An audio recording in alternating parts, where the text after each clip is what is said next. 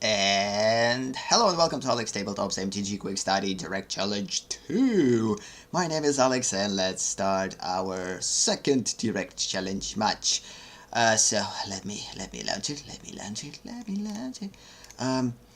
Yes, in this matchup, RippyG faced SkofiSun again. In this particular matchup, I believe I still played as mono green. Let me see. Yeah. My mono green with borderline splash red, which again I started to talk about it in a previous episode, then I forgot about it because the episode was pretty short. This episode is a long one. Because of this, I'm going to talk about it a little bit more extensively and hopefully I won't forget that. So as you see right now, I'm actually not getting a proper hands. Like, come on, I need to mulligan right now, like twice. It's pretty bad because if I'm going to take that one, it's just unplayable. The previous one I probably could take, but it was unsafe. Because of this, I decided to mulligan. So I kind of have to take this. I don't have another choice. So yeah. Again, my mono green with borderline splash red, which I'm going to talk about in a bit, against or versus SkofiSun's. I don't know if SkofiSun played right here with the Zs or not. Yeah. Oh no, this is actually mono blue. Yeah, this is mono blue. Yeah, this is mono blue. Focused on milling. This is pretty interesting. So yeah, so basically my mono green with the borderline splash red versus SkofiSun's mono blue, which is pretty cool. I didn't knew what exactly the deck is all about, like the one that SkofiSun played, so it was a surprise to basically. It's actually a pretty good build deck. So yeah, quick reminder that MTG Quick Study is a series of one-match episodes that focuses on learning from my own matches by rewatching and trying to analyze them. The direct challenge part of the series is an interactive way for you to challenge me and have the chance to be a part of MTG Quick Study willingly, not just by random, and also show off your decks, skills, and learn from your mistakes. So yeah, let's just get back in the match. So one thing, like, match started pretty decently. I mean, I got lucky with lands. Like, I took a pretty risky hand with one land, and now I have more than enough lands, and SkofiSun, the opposite, has mono screw, which is pretty cool. So, for us at least, at this particular point, we kind of having an advantage in this, like, in terms of the what we have in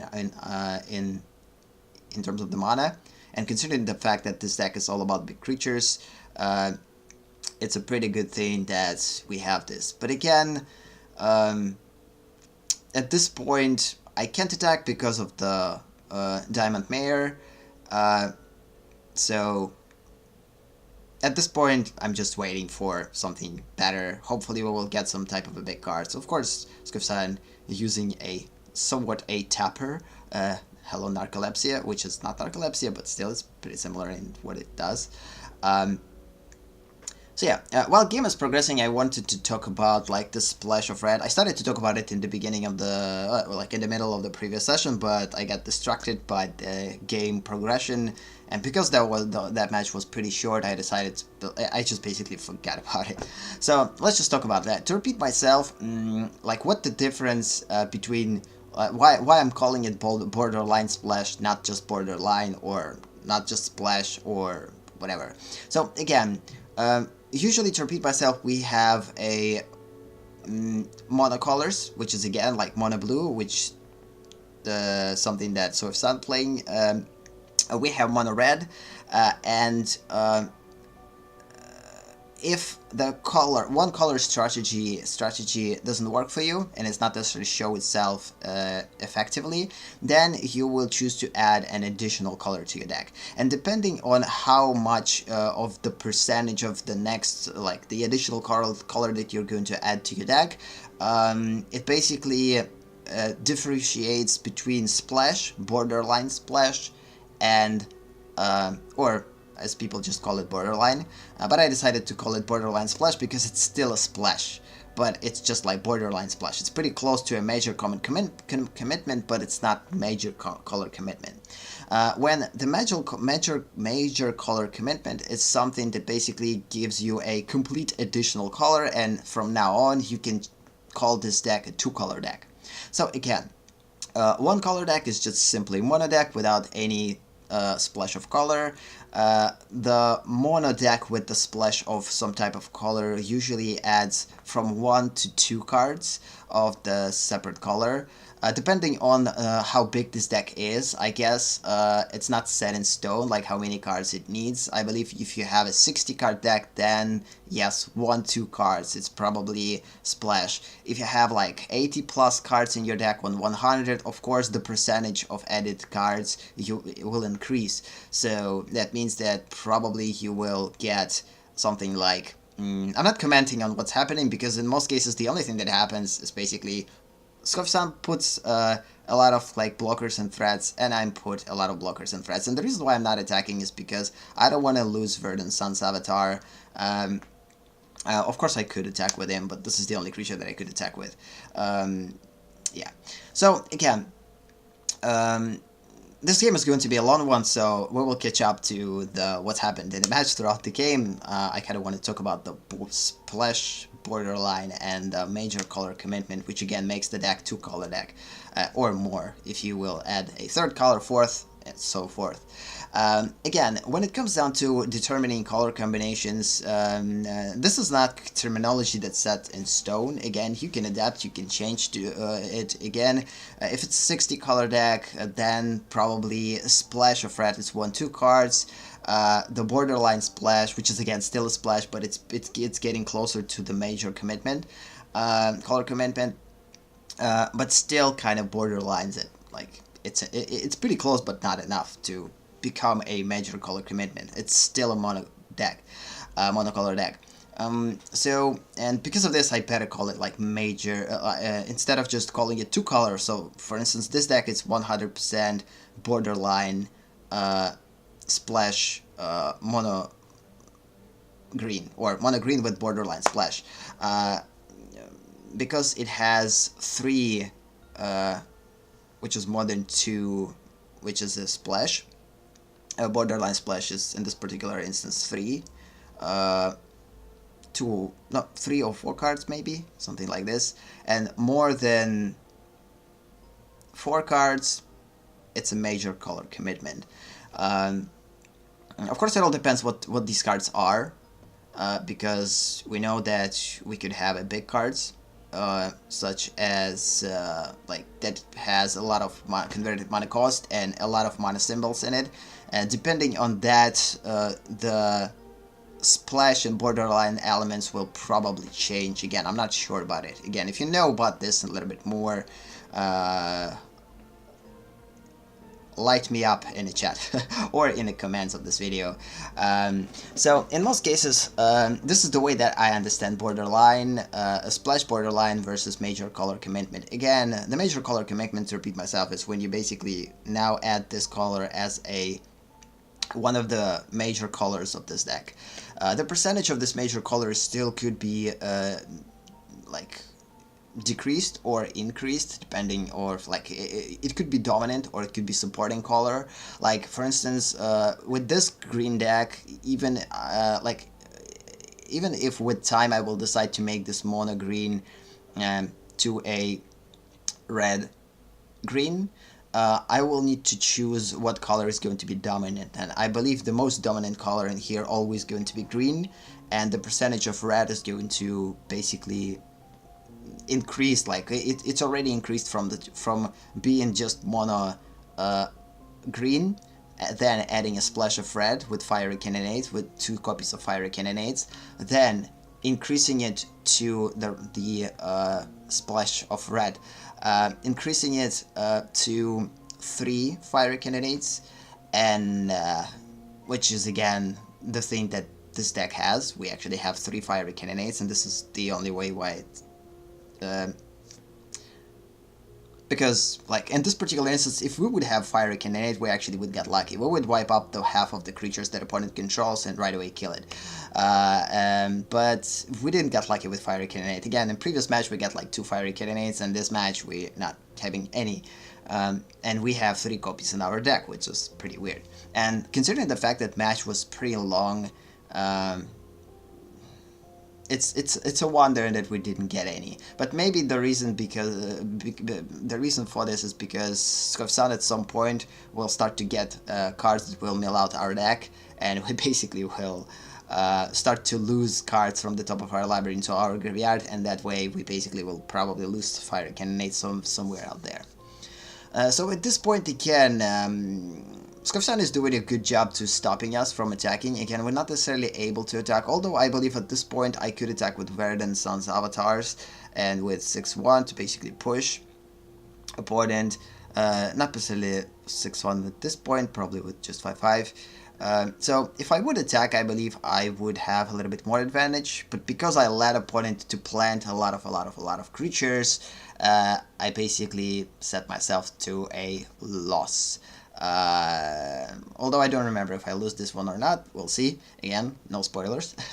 So in this particular instance, again, I still have a chance, but what I need is a lot of creatures with Hex, with Trample, which I don't have yet, which is a problematic thing for this match. So yeah, again, getting back to these splash, borderline splash, which is still a splash. This is the reason why I'm calling a borderline splash still a splash. It's just a little bit bigger splash than a regular splash of certain color. And of course, when we talk about major color commitment, then we just basically call in the deck, 2-color deck or 3-color deck, depending on how many colors we added to it. So again, if it's a if I'm going to pass the borderline state, borderline splash state for this deck, then I will call it a green-red or red-green, depending on how I want to perceive it. So what color is more dominant? So yeah, this is kind of what I wanted to talk about when it comes down to the splash of red, and yeah. So by the way, this video was recorded a day after, or at the same day when the update that added direct challenge was uploaded or updated. So at this point, I still, like, again, I could attack with Verdant Sun's avatar, but when I decided to do that, opponent is just basically tapping one of them. The same could go with the Goreclaw. If opponent wouldn't top, if SkofiSun wouldn't top Goreclaw, I would be able to attack with all of them, and basically all creatures will get +1/+1 and trample, at least big ones, and it actually would be a good thing. But because of the Goreclaw was tapped, my attacking strategy was disrupted. Then after I figured it out, okay, I still need to attack or I'm not going to be able to win this, especially right now opponent starts to plant cards that will basically mill out my cards. As you see, we already lost one of the Fiery Cannonades. I didn't look at my graveyard throughout the game, which was a mistake, I believe, but opponent did though. Like, you can see that SkofiSun actually looking through our graveyard right now. So I should look through my graveyard a little bit more and actually hope, like plan if I had a chance or not, because I truly don't have a clue what cards I lost. I just basically stayed throughout the game, and I don't know, I didn't play it analytically. I believe we just talked about something at that point because match was pretty interesting. I sometimes when I'm playing against SkofiSun or playing with him in some certain games, I'm getting distracted into talking, and I'm not necessarily sometimes playing. I'm getting distracted a little bit from the game, and at this point it was pretty destructive play. Of course, if I would just play focused and we didn't talk and we just wasn't communicating, I probably would play a little bit more focused, but still, regardless of that, this match was pretty awesome, and I learned a lot from it. I mean, now talking about it, I'm already noticing mistakes that I made. Like, again, looking through the graveyards every time that opponent is basically mills out our deck from the top of our library into our graveyard. It's important stuff. It's obvious stuff, but in this particular instance, it's crazy important, because one Fiery Cannonade, if we actually will get one, if opponent didn't discard it, all of them will turn this game upside down, and we need to plan on that. But in this case, the only thing that I talked about, like right here, I noticed that I lost Vivienne, my first Vivienne. Before this match, I actually crafted my second Vivienne, So now I have 2 Vivians here. So it's pretty cool. Yeah, that was my way of looking through the graveyard. I was like, and that's it. I didn't even notice what cards I had there. So it was, again, I was distracted. So at this point, yeah, we lost Multani, which is pretty cool. That means that we'll be able to put her back, and hopefully we'll attack with her. But again, opponent could stop us from it, like from attacking with Multani. I focused on gaining lives when I should focus on basically attacking. And at this point, opponent planted a decent amount of cards with milling, and we're basically starting to lose the game. Till the end of the match, probably like about 5 minutes left, I believe. So considering the fact that we don't have any attacking creatures with trample, and we're not getting proper cards, and I truly not aware of what I have in my graveyard because I forgot to notice it. I was distracted, so even Multani is not going to help us. I mean, yeah, we're going to gain a lot of lives, but again, we're going to lose by the fact that opponent is going to empty our graveyard, empty our library, and that way we're just going to lose without, like, once we'll lose all cards from the top of our library. I believe at this point we have about 13 or 16 cards. I will notice it in a bit. Also, quite a misplay. First I should cast Pelt Collector and then Multani to get to give Pelt Collector additional +1 counter. Again, I have so many creatures on the battlefield, but none of the important creatures that I want to attack with are able to attack, which is pretty cool. At this point, I need additional mana, and I'm kind of, this is one of the reasons why I'm still continuing to attack with Raging Raptors, and SkofiSun knows that it's better not to trigger Raging Raptor. Yep, we have exactly 16 cards. It's good that I remember that. So yeah, I believe we don't have a chance. Like, again, next turn, if SkofiSun will get lucky, we're probably going to lose this, because again, SkofiSun did a good job by stopping us. We made a quite a big mistake, like, by playing cautiously and not, like, checking out our graveyard. And at least it would help us to plan. So 1 Fiery Cannonade, 2. Again, it was too quick. At least I saw 2 Fiery Cannonades. Maybe there was a third one. Because again, Fiery Cannonade is something that we could basically use at this point. But again, because opponent has a lot of lands and a lot of cards that basically, after drawing cards, will trigger the ability of putting the top certain amount of cards on the bottom of our graveyard, well, basically from the top of our library into the graveyard. Yeah, we're not going to survive 4 cards, and hello and goodbye, and we're losing. Again, this is not the deck that you need to play against thinking about, yeah, we're losing with 52 lives. This is pretty crazy. And opponent with 39, although I don't believe why opponent has so much life. There's nothing to give lifelink. Oh, no, actually, Diamond Mayor gives lifelink. So yeah, in the end, that was a pretty awesome match. Again, I learned a lot from it. Now I know how to play against these type of decks a little bit better. Like, at the beginning, I didn't know, like, one of the reasons why I decided not to attack, I saw that SkofiSun didn't have enough cards to mail my library, and I thought that I'm fine, so I still have time.